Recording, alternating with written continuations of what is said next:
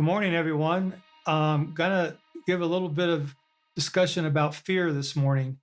Fear comes in so many ways, and I couldn't even begin to touch on all of them, but we all know what can be fearful for us.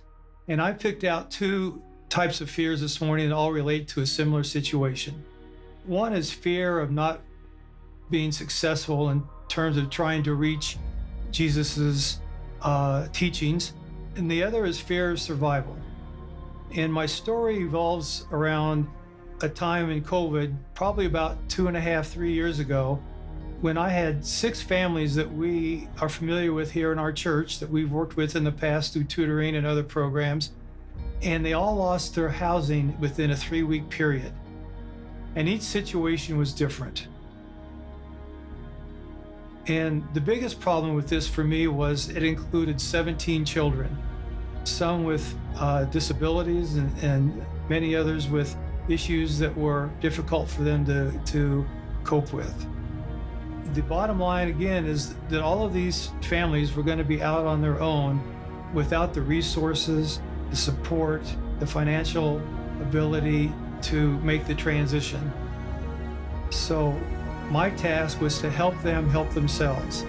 And as I said, each situation was different, and I knew I couldn't do it all by myself. And that takes me off to a little tangent. People sometimes ask me, why do you spend so much time with your church? The things you do are the same things you've been doing most of your life in terms of working with families and with children. I say, because if I do it with a Christian community who all have the feeling that they want to do God's work, not only does it make it easier, but it's much more complex and eclectic. So what we did was I got together with each family and looked at what their capabilities were, what they needed, what kind of family support they might have, et cetera, et cetera. And then I came to the church and said, we have some needs. And as usual, the church stepped up and people made donations to the pastor's discretionary fund for housing. The flea market stepped up to donate items that were needed, many items in some cases. Some of our partners, such as ICS and the Rotary, came together and gave us support. Safeway Foundation gave us food cards.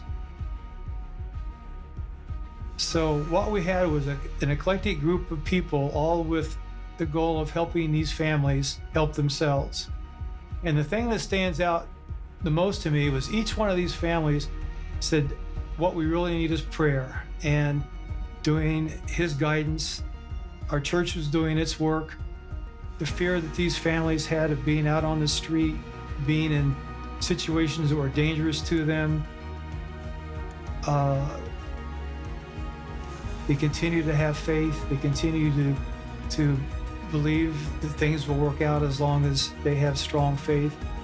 So these are two fears that I encountered that were very, very stressful, and at the same time, very rewarding when we were able to make some positive changes